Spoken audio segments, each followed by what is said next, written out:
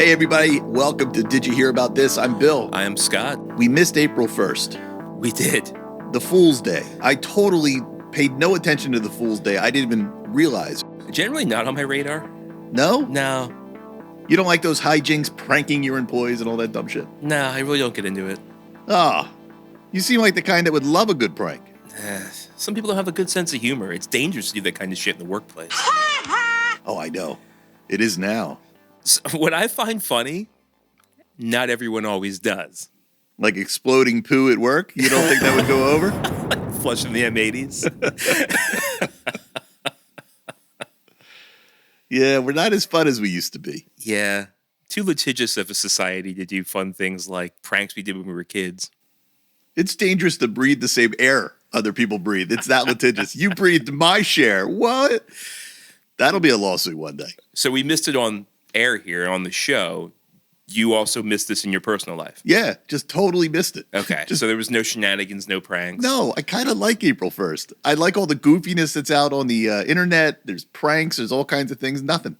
Everybody's just boring. We'll get into it a little bit later. April 1st can be a bad day for breaking news stories because it's like, all right, who's trying to pull a fast one? Well, I didn't see that coming. Every news story I read, which we'll talk about, because we got a pretty news-heavy show today. Yeah. One thing we won't fall prank to anymore is those goddamn fake movie trailers. That's in my news. I hope it is, because I definitely want to talk about that. That was a glorious announcement. We'll get into that later. I'm still embarrassed for falling for the Groundhog Day 2 That's fake right. movie trailer. Yeah. I mean, I totally fell for it. Yeah. And you know what? We might as well touch on it a little bit. Why Okay. not, since we're kicking off already? Yeah. So the story is that YouTube turned off ad revenue on Screen Culture. That's the one that I always see, that dumb channel Screen Culture. Yeah. And KH Studio Trailers. I think that was the one That's the one that got you for Groundhog? that got me for Groundhog See, Day. I'm less familiar with that one. I just know Emergency Awesome's another one that does kind of the same shit. But they do real commentary. I guess. They're not making fake trailers. I guess not. I don't know. I don't trust anything. Yeah, those fake trailers, they're so well put together, and people fall for them. And I guess I thought of it as a homage to the, it's fan fiction. It's a fake movie trailer. Sure. But this Deadline report that got them demonetized by YouTube, which is basically putting them out of business, Yeah. kind of positioned it like, no, they're scamming people. And yeah, they kind of scammed me because I didn't want to fall for that and look like a fool. It wasn't even April. I like jokes at other people's expense, not mine. I like April 1st for what it does to other people. All right. It is definitely an invitation for shenanigans. But yeah, they're killing the ad revenue. They see it as a scam. I never saw it as a scam before that. I can't see it any other way anymore now. Yeah. I guess they were trying to run a little racket there. Well, they lure you in with bullshit. It's fake news. Well, the biggest story, well, maybe one of the biggest stories, maybe not the biggest story, is a passing of a celebrity. We've lost another one. We have, yes. Who have we lost? Well, it happened on April Fool's Day. So if you believe this, Val Kilmer is no longer with us. I didn't see that coming, even though I knew he wasn't doing well. Yeah. I forgot he wasn't doing well. So when I read it, I went, oh, Jesus, shit. Val Kilmer, he was so young. Yeah. But he wasn't doing well. Yeah, I did a little bit of a story here on Val. I thought he was older than 65. Yeah, seems like you'd be older. Yeah. Because I'm 50, and I figured I've seen him ever since I was a kid, and I always thought everybody who was on, in a movie was older than 35 when I was a kid. Well, he was born December 31st. He was a New Year's Eve kid. December 31st, 1959. And then he died April 1st, 2025, as I said. First movie? Do you know what his first movie was? His first movie. Yeah, was it Top Secret? Top Secret. I love Top Secret. Great movie. Great movie. People don't know about Top Secret. So I put down some of his most famous movies on here, and then some notables, like not his most famous. Then I put down my favorite. And then I also have a section here called What Could Have Been. Roles he passed on or auditioned for and didn't get. Oh, so I'm curious if you heard about this. I've heard he's a tough guy to work with.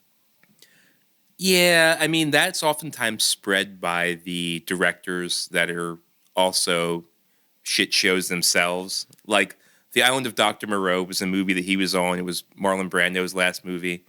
A lot of shit happened on that set. I can get into that, but what movies he's most famous for, what's the first thing you think of?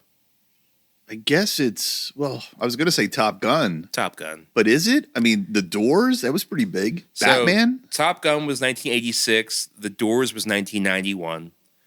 True Romance in 1993. That was a big one for him. That was big. And then Tombstone in 1993 as well. 93 was a huge year for him.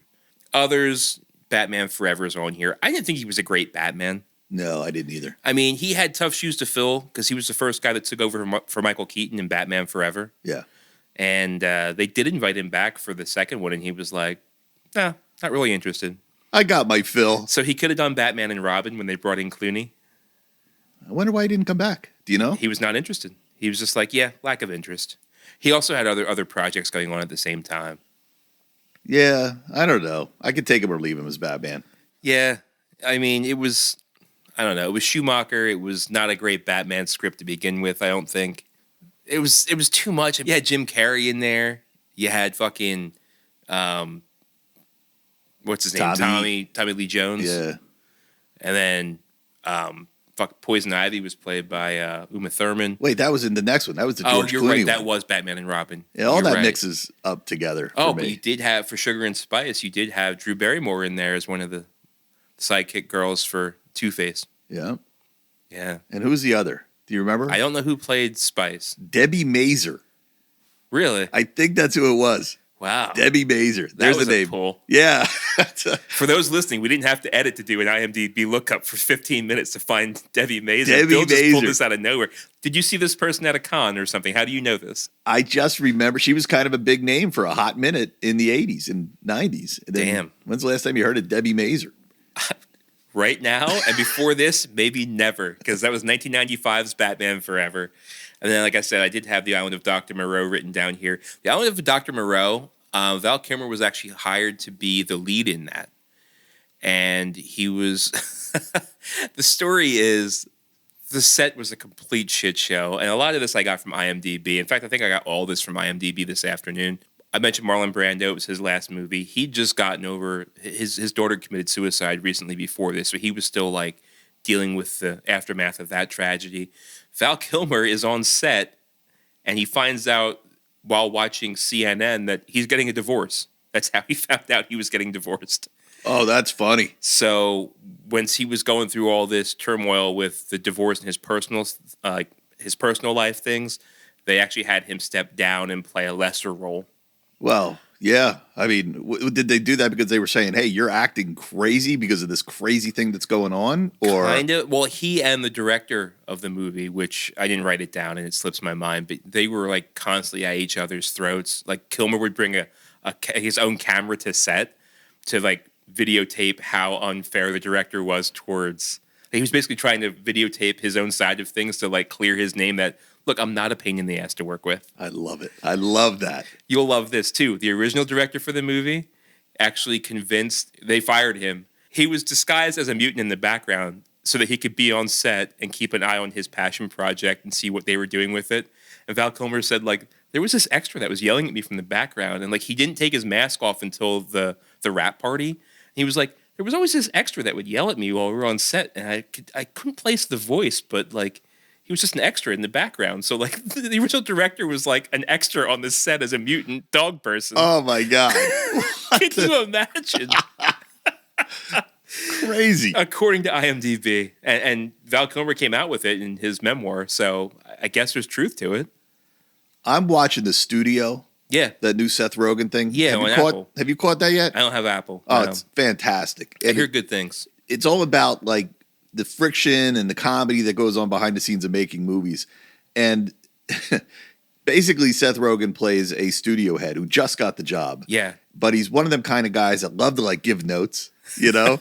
But that's what I think of when I think of a guy like Val Kilmer. He's probably full of notes. Oh, I'm sure. Hey, director, I've had these 5 ideas since I had my coffee this morning, and I'd like to do... No, man, I'm making the movie. You're the actor. Yeah. That must happen so much in Hollywood. Well, the replacement director, he said, yeah, this guy can yell cut and action all he wants, but he'll never be a director. So like there was friction there, and Yeah. like one blamed the other, and vice versa, and he said, and Val Kilmer did get a reputation of being a pain in the ass, but he did a lot of cameos on a lot of shows. I know he did Entourage on HBO. He did a couple different TV shows where he was like a walk-on like cameo kind of guy, and he seemed really happy and easygoing and fun to work with in that respect. So was he considered unhirable at that point when he was just getting Entourage walk-ons? No, I mean he had movie credits all the way through his career, through the decades. I remember seeing him at a con, at a Chiller Con. Yeah. He was like the biggest name there. He was sitting next to Ralph Macchio. And it was just like, whoa, that's Val Kilmer. Holy shit. And it was the heavier Val Kilmer. Sure. So we were all like, are you sure that's Val? Like, we weren't totally sure. But it's like, yeah, that's Val Kilmer. That's an A-list star. Yeah. But then his star just stopped shining one day. I like seeing him in the Top Gun sequel. Well, that was his last movie. Yeah. 2022's Top Gun Maverick, where he came back and reprised his role of Tom Iceman Kaczynski. Yeah. You're everyone's problem. That's because every time you go up in the air, you're unsafe. I don't like you because you're dangerous. Here's what I loved him in. Real Genius in 1985. Yeah, that was great. Fantastic. I watched Real Genius so many times. He was great in that. Do you remember the premise of Real Genius? I just remember it was a school of real geniuses, and they were working on a project, but I can't remember. It was a laser. Yeah. It was a laser project, and he and his classmates were working on it. They were all like quirky guys, and you're right. It was a school for geniuses. He was the cool guy. He was the youngest guy to ever get into the college. Right. It was like an MIT type thing. They never gave the name. It was like fictional. But then they found out that their professor was trying to sell their laser to become a militarized project, and they got pissed off, so they tried to get revenge on him, and it was just a great story. Perfect 80s movie. So good. That's a good one. So good. This one here, I've talked about on here before. You're going to say Willow. 1988's Willow. Yeah. Mad Mardigan. That's when he was starting to get well known. Yes. That's when I first heard of him. It's like, whoa, Val Kilmer's in that. That's cool. Yeah. And like an action star. Yeah. Not that Top Gun wasn't action, but like most people remember the volleyball scene. I mean, like the guys in the cockpit with like you know what I mean? Like it wasn't really like action. Like it was action flying and military and things like that, but not like an action star like sword fighting and fighting. No karate. No karate. Karate. He was in 2010's MacGruber. He was? He was in MacGruber. I like that movie. Will Forte. I don't remember him in it. Yeah, I forget the role he played, but he was in there. Those are my top three. I mean, that, and of course, Tombstone. Tombstone was great. When he played Doc Holliday in Tombstone, that was so good. I've never seen that one. He is the only actor to ever play both Doc Holliday and Wyatt Earp in separate projects, right? Obviously, but he's the only one that ever played both of them. Well, why not in the same one? That'd be fun. What would Kurt Russell have done? Oh, that's right. I haven't seen either of those. So good. All right, I'll check those out. It was so historically accurate too.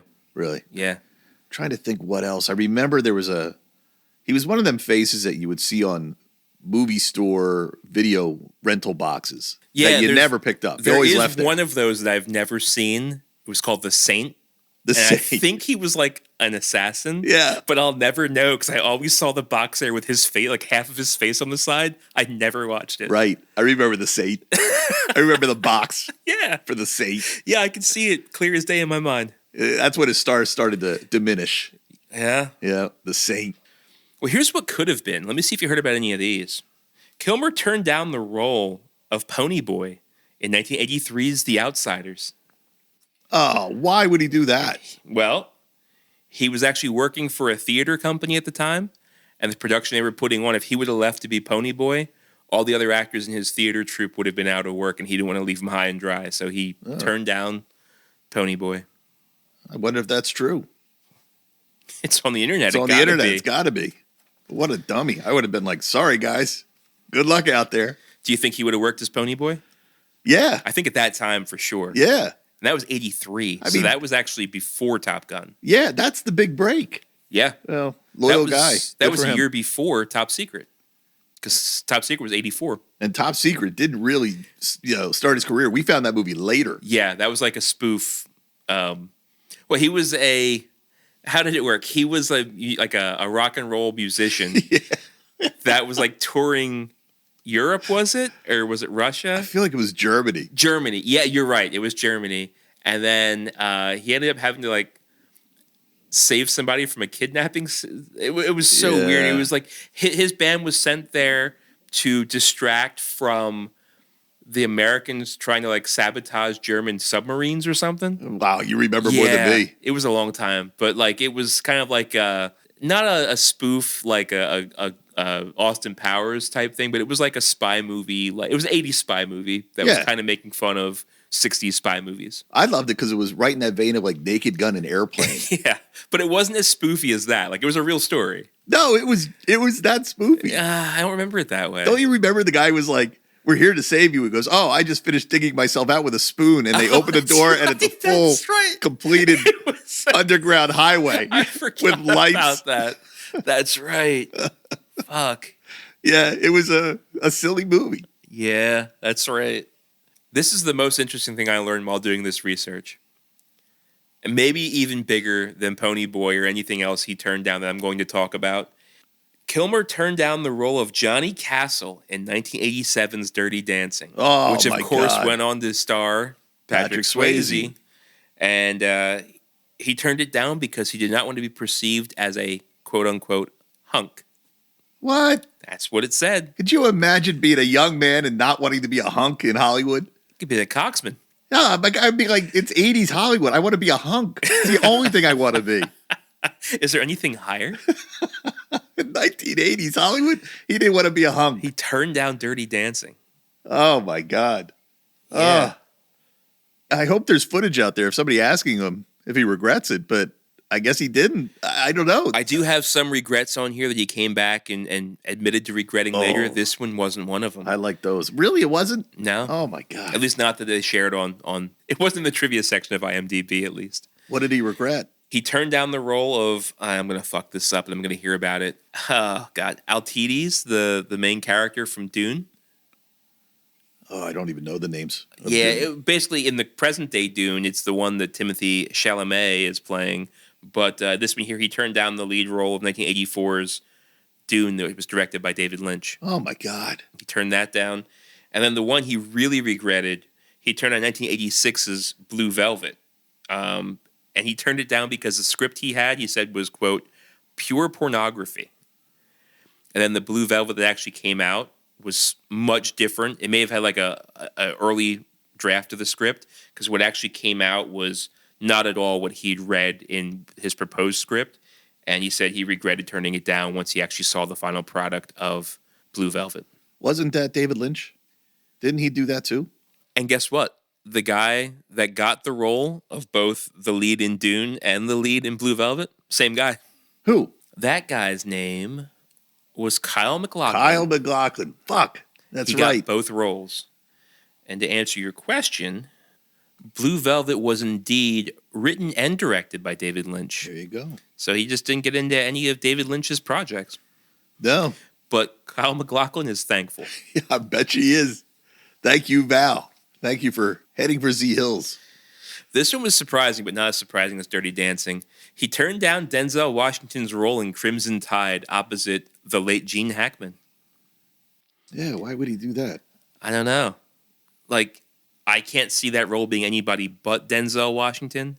Yeah, I wonder what you think about when you turn down a role. Like, you're afraid that it's going to be a stinker and you don't want to be associated with it, or... I think if you look at his actual filmography, there was probably other projects he was already doing at that time. So they came to him with it, and he was like, I'd love to, but I only have so many hours in the day kind of thing. That's a great point. Yeah, they don't tell you why they turned it down, because they probably already have 3 jobs lined up. Yeah. Would Crimson Tide have been as good if it was just 2 white guys fighting on a submarine? Well, if one of them was Val Kilmer. Yeah, I don't know. Yeah, I love him in shit.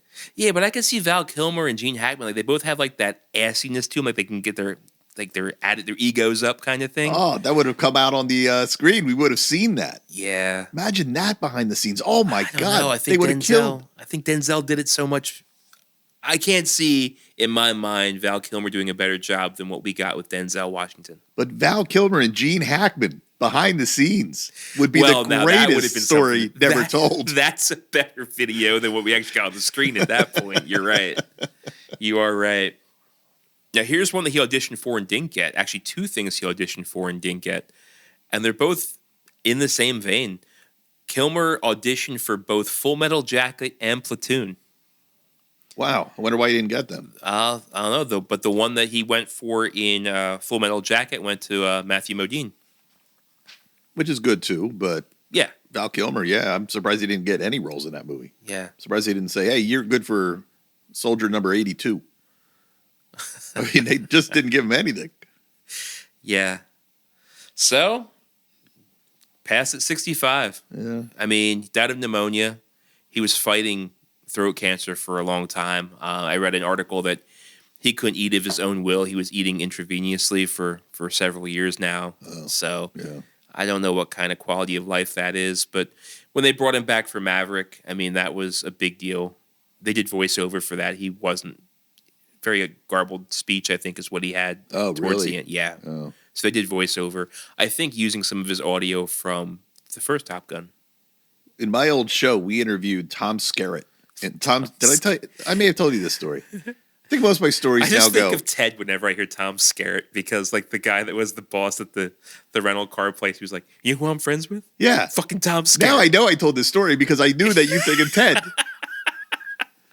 But we had an interview show. We interviewed Tom Skerritt, and he leaked out that he's coming back for Top Gun because Iceman died. And we were like, we got the scoop. And we were trying to send it into Variety and everybody trying to get a little press for our podcast. But that didn't happen at all. Iceman came back. And I don't even think Tom Skerritt I was was just in. going to say, was Tom Skerritt in there? I think he got cut. Oh, man. We didn't. You were the fake news podcast. Well, came from the horse's mouth. Yeah. Yeah. But I don't know. I guess they decided the last minute, hey, why don't we bring Val Kilmer in? He's not doing that well, but we love him and let's bring him in. Tom Skerritt was probably like, I'm going to tell these guys and they're going to go out to the press. Then they have to hire me. Yeah. He was wagging the dog. Right. He thought my dumb little show had any clout. Hey, they'll listen to this guy. They're remaking RoboCop because of him. Oh, my God. Right. Sure they are. All of Hollywood listens to me. So R.I.P. Val Kilmer. I kind of glanced over it there, but like his portrayal of Jim Morrison, that was the first time I actually saw Val Kilmer. Because I found like Real Genius and Top Secret long after the fact. But when he came out and played Jim Morrison, like that was like, whoa. He actually did all his own singing on that set. Yeah, I remember hearing that. Yeah. And there was a big Doors resurgence. All of a sudden, everybody at school, and I was at junior high. I bought the double disc. Yeah, they bought the double disc and they wore Doors shirts. I had the T-shirt. I had a poster in my room. Yeah, he helped that band make some extra money late in their career. For sure. What a resurgence. And Ray Manzarek, the keyboardist from the Doors. And who was their drummer? I'm drawing a blank. Yeah, that guy. Yeah. The guy. Yeah. I see his face. I can't. No, not coming to me. Joey Jojo Jahoozy What's It. That's right. Jahooza What's It. Old Jahooza What's It. They both said in listening to the audio from the movie that they had a hard time picking Jim Morrison and Val Kilmer apart. Oh, that's cool. So that's pretty wild. And he did play Elvis, too, in True Romance. Oh, that's right. Yeah. So he did play. He had some musical chops, as they say. What a career. He got to play Batman, Elvis, Jim Morrison. Yeah. All the icons. All the greats. So R.I.P. Val. R.I.P. Val. You were cool. That's right. I am dangerous. Iceman. Well, from one of the old Batmans to the new Spider-Man, Spider-Man 4, the new movie has been announced, Scott. Yeah, but it was announced on April Fool's, if you want to believe this story. Oh, so this could all be bullshit. Maybe No, this was the big prank. I think this is real. So I knew it was coming. I didn't know what it was going to be called. Oh, so can I put a pin in it right here? Yeah. I love how Brother Dan texts us like, there's a new title for the Spider-Man 4 movie, and R.I.P. Val Kilmer. Like, we're not going to see this? Like, Yeah. you're bringing the news to us? Like, you think we're living under a fucking rock? He's sitting at home. This is kind of what we do for a living. He's listening for a living. Well, this is kind of what we do in our spare time. Yeah, you know? this is everything to us. He thinks he found this shit This is first. paying the bills. Right now, he's like, they're talking about my news story. It's like, no, dude, we had these locked and loaded the minute they came out. We're nerds too, dude. Yeah. Oh, that's funny. I'm sorry. Continue. So the new movie is called Brand New Day. And they're getting a new director, John Watts, who made the other movies, who's now making the Snow White movie. They didn't get him back. They got the guy from Shang-Chi, Yeah. which, did that do well? Like, I don't know. Spider-Man's one of their biggest franchises. I'd be trying to get some of the best people to be in this thing. Yeah, I mean, I watched it on streaming, but I watched it. Eric Summers and Chris McKenna wrote the screenplay, previously writing Spider-Man No Way Home. Came out in a story on, or No, it was at a fan event. CinemaCon. CinemaCon. What's this thing? CinemaCon. Another con. Well, here's what it is. An annual event for exhibitors and Hollywood studios running from March 31st to April 3rd. So it's another Comic-Con. There you have it. Like you said. In fact, it's put out by the same people that do Comic-Con. Oh, they're trying to be their own competition. I like it. Yeah. I like That's it. how you win. That's how you get the monopoly. A lot of stuff coming out. So that was announced. The Star Wars Underworld cartoon. Yeah, this kind of caught me off guard. You sent me the trailer. I didn't know that was coming at all. So, you remember how they did, and I forget what year it was, but they did Tales of the Sith, and then the next year they did Tales of the Jedi, and they're little short stories. With the Jedi, they kind of showed when Ahsoka was a child, like an infant, and Plo Koon brought her into the academy. So it's like way stories that are so far disconnected from anything else that it becomes something. So it's still tied to the Clone Wars era, but it's not present day Clone Wars era. This is kind of the same thing, but the two main characters I saw in this were Cad Bane and Asajj Ventress, who we haven't seen a lot of. Well, Cad Bane was in the Boba Fett show. The Mandalorian. Yeah, I can't tell the difference anymore. Yeah, you know, who knows? one of those. Done poorly in live action, but this is the old school animated one, and it kind of shows how they became outlaws and how they, what their journey was. So a little bit of a sidestep, still connected. I still don't need it to connect, but I'd like to see more from Asajj Ventress. I like the Clone Wars era. I don't need any more of, because I wasn't that in love with the Clone Wars. They can fuck with that and mess it up a little bit, and I'm not going to care. It's not the original trilogy. That's what I care the most about. When you said this over to me, the first thing I thought after watching it is, it's not connected to the Skywalkers. I don't care, which I know you hate, but I'm just like, I don't care. If it's not connected to them, I just don't care. And when Cad Bane came out, or whatever his name is, Cad Bane, I was like, all right, everybody loves this character. It's a cool character, but I just don't care. That's been my problem with all of Star Wars. I don't seem to care about anybody who wasn't part of the original 6, 7 movies. Yeah. I don't know why. I mean, they had run-ins with Anakin Skywalker. I'm just sitting there going, why aren't you telling me more Luke Skywalker stories? I mean, that's what we roll on. Oh, you're one of those fans. Yeah.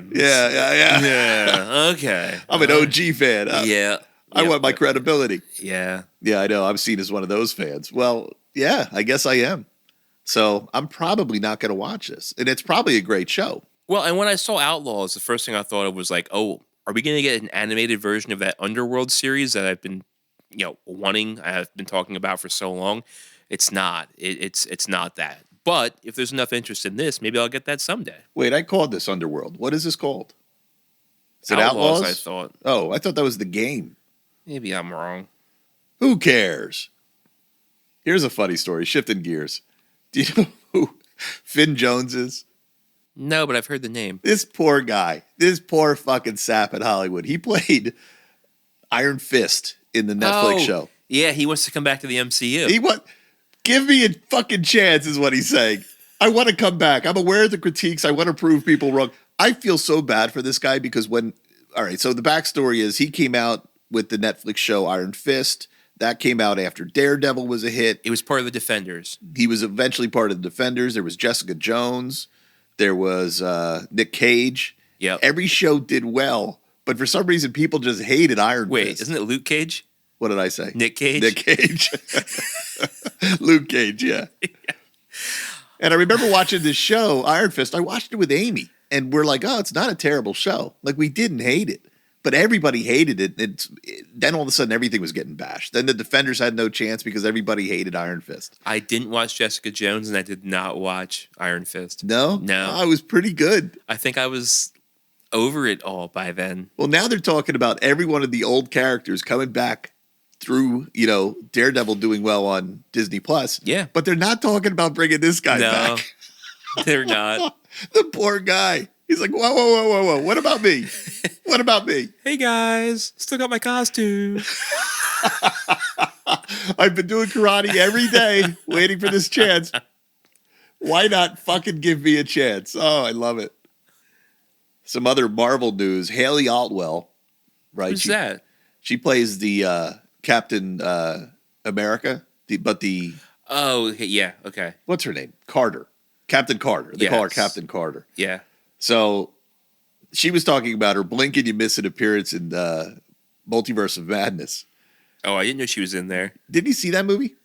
Yeah, that was the one with Doctor Strange, and he goes out, and there's Scarlet Witches out there, and it's the horror movie one, right? Yeah. And remember, they go and they see the Illuminati, and it's Xavier's up there, and Reed Richards. Right. Well, she's one of them. And without really spending any time with her, they chop her in half with her own shield. That's right. That's right, Peggy Carter. Peggy Carter, yeah. But she plays Captain Carter in the What If series. So they're interviewing her on a podcast, and they're saying, hey, well, you had that blink and you miss it scene. She's like, oh, yeah, it was supposed to be a lot bigger. She's really unhappy with how underwhelming her cameo was. She said I was on set for 8 hours. They made me chain smoke cigars. I threw up. This ties into what we were talking about earlier. Okay. She says, I remember looking at the frame and going, oh, the lighting's quite harsh. I remember going up to a very lovely person who was in a high position there, and I won't name and shame, but I was like, oh, do you think maybe we could ... Can I offer you a possibility that I actually come in from that side and suggest if I did that thing over there? So she gave notes. Yeah, she gave notes. She's a pain in the ass. She's a pain in the ass. Which I love doing because a lot of directors will go, oh, great. Yeah, let's try it. Not this one. Not this director. Not Sam Raimi. That's the name that she's not calling out, I'm sure of it.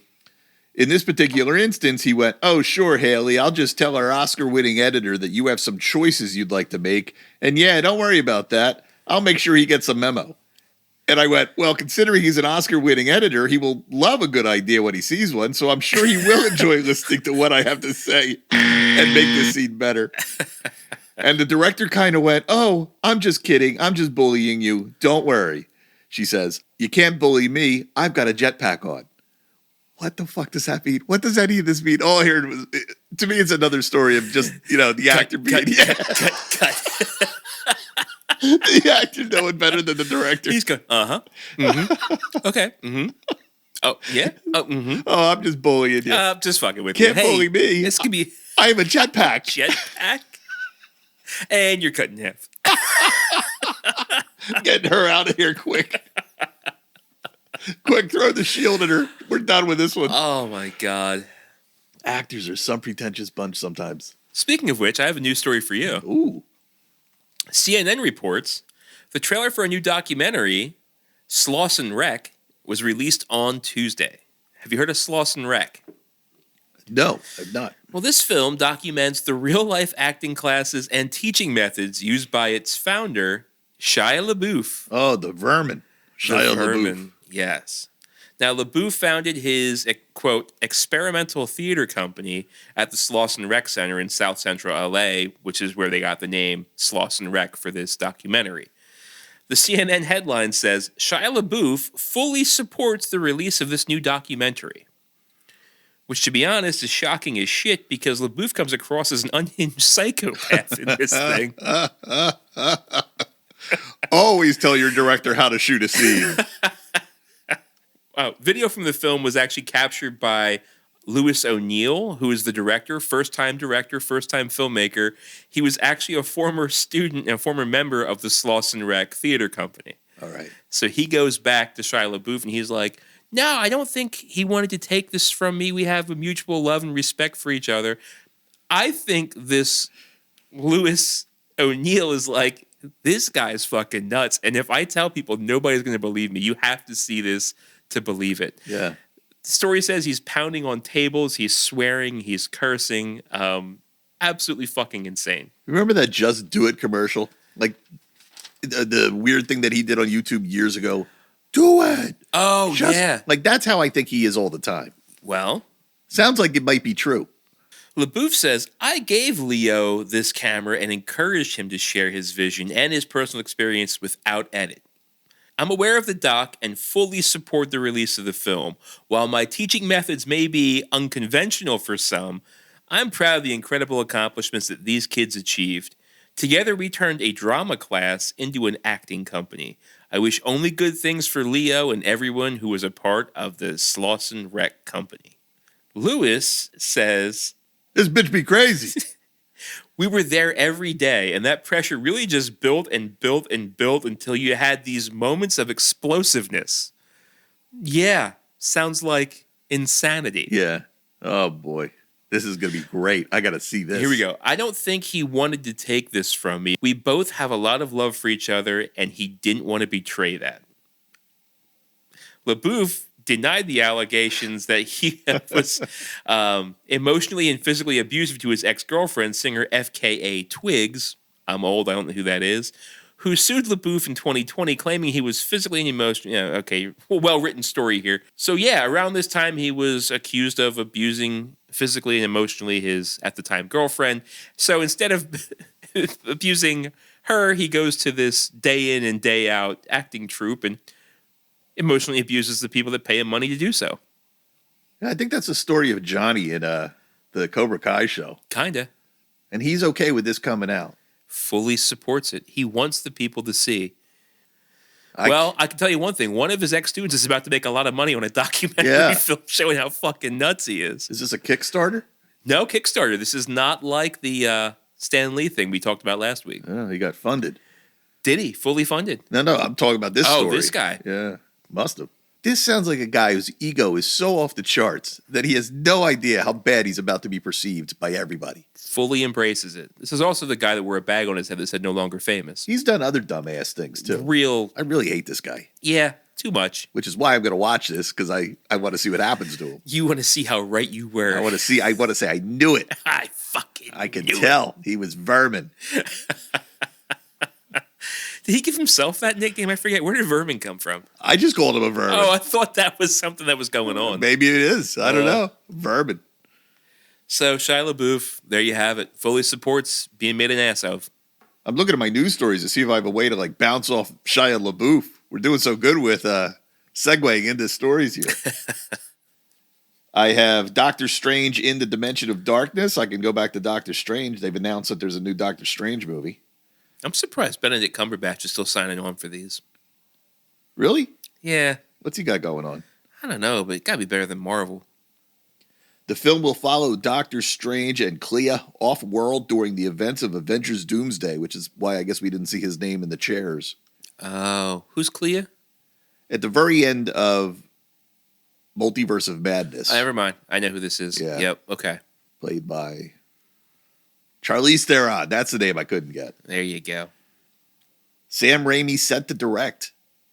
So just like the Multiverse of Madness, our boy Sam Raimi gets another shot. Hey, before we get started, some notes on lighting. Yeah. I'm just bullying you. Hey, jetpack.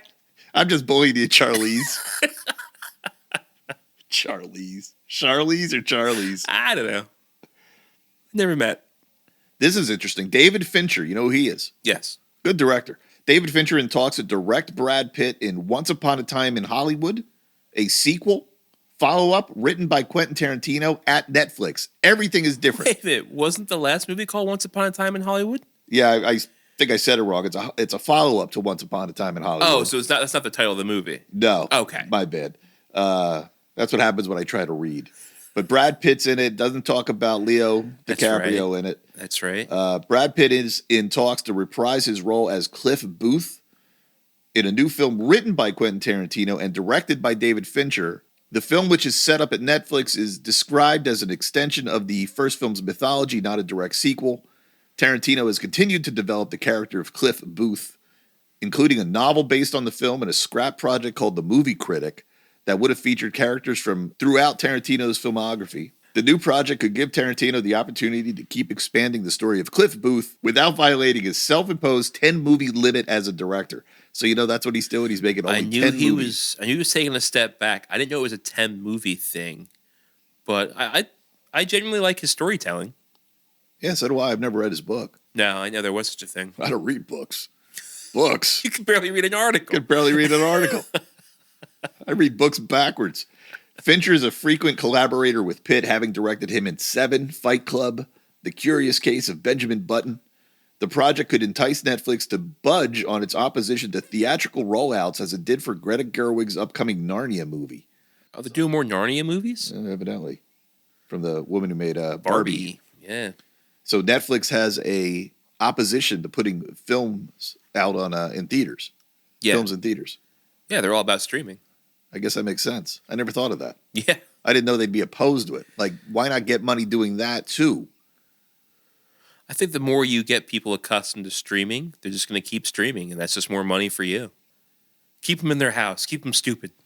Speaking of stupid, Coyote vs. Acme. That movie. Remember the movie that they shelved? They deleted this movie. Yeah. Warner deleted this movie because they didn't want to release it. It finds a new home after being shelved by Warner Brothers. No way. It's gonna come out. I don't understand this. I was told they deleted the movie. I was gonna say, I thought the whole thing was like F7.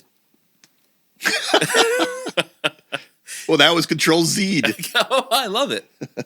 Coyote vs. Acme, a Looney Tunes film shelved by Warner Brothers in 2023, has been acquired by Ketchup Entertainment for distribution. You know Ketchup Entertainment, don't you? Unfortunately, no. The film, which was one of 3 completed movies written off by Warner Brothers. What were the 3? The other was Batgirl. What was the third one? I don't remember the third one. It will receive a theatrical release at an unspecified date. Ketchup Entertainment plans to bring the film to a new generation while retaining the essence of classic Looney Tunes characters. There's a whole lot of news now about like Looney Tunes studios getting shut down. Well, there's what's that all about? Who's the what was the name of the guy in charge of Time Warner? Zaslav. Right. Zaslav was. I read this complete smash hit piece article the other day where it was like Zaslav hates the Warner Brothers and the Looney Tunes so much that they actually bulldozed the original home of the Warner Brothers animation studios on the lot just to have like more space for nothing. Nothing, right? Yeah.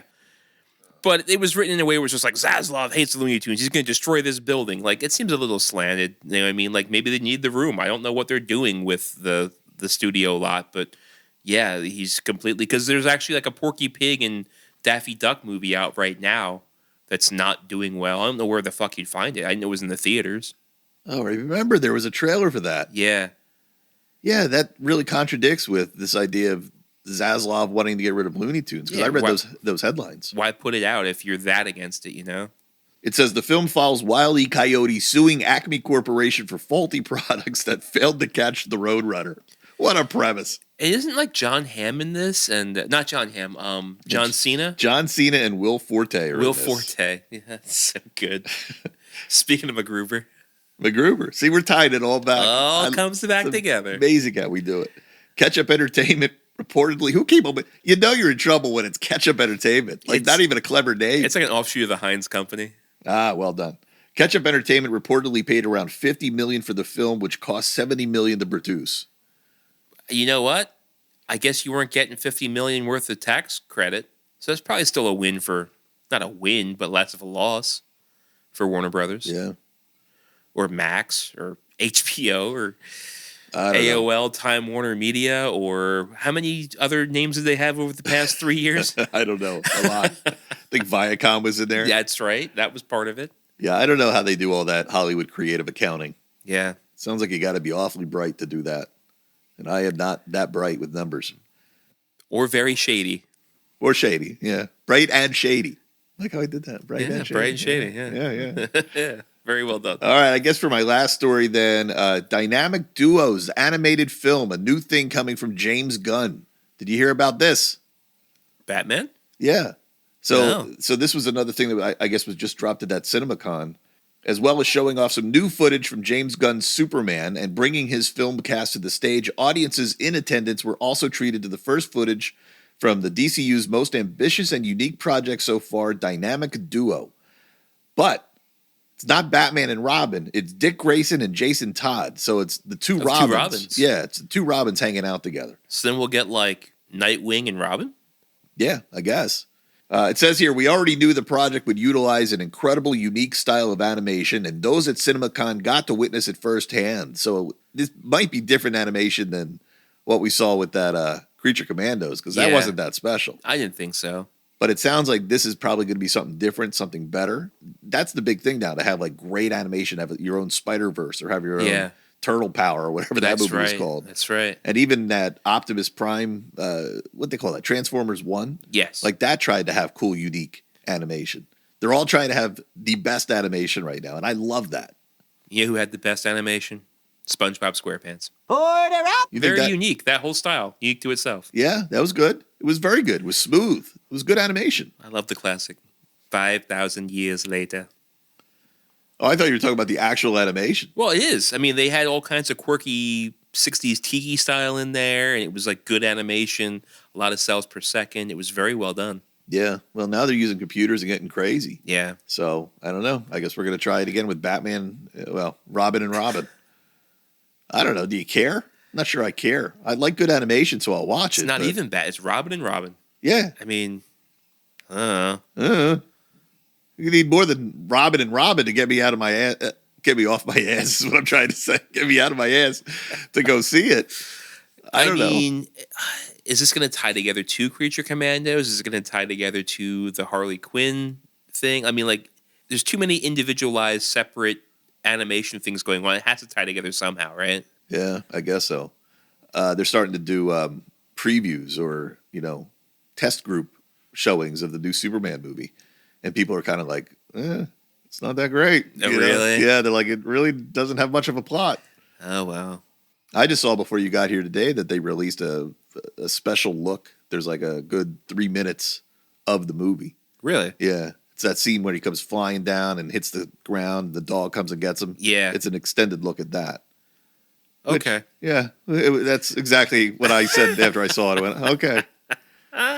So people saying it's not that great. It's, it's whatever. It's more superhero nonsense. It looks like it isn't that special. Yeah, I don't want to get into a whole thing. I know we're ready to wrap up here, but like, do you think a lot of the movie's downfall is how much they hype it up where it's like, oh, it's going to be so good and it's going to redeem the superhero genre, and then like it comes out and it doesn't? But do you think it's because our expectations are set to be that because of their hype? Yeah, I totally buy into the hype. I think they're their own worst enemy by doing that marketing bullshit. Yeah. Well, they got to sell a lot of tickets. They got to make a lot of money, so they got to hype it up. But if they can't, if their mouth, what's the phrase? If their ass can't cash with their mouth, checks at their mouth's right, and then they're just shooting themselves in the foot. Yeah, well, I think they're shooting themselves in the foot. Yeah, but I do too. That last Creature Commandos, the more I sat with it, the less I was excited that there'd be more of it. Yeah. So if this Superman is not doing great and everyone's kind of like, meh, and now they're doing Dynamic Duo and people are like, meh, like we're in some trouble here. Yeah. Well, they're never going to recapture that lightning in the bottle of Val Kilmer wearing that bat suit. Well done. Well done. Having said that, again, R.I.P. Val Kilmer. We're going to call this an episode. Thanks all for listening. Tell a friend, and we'll be talking to you next week.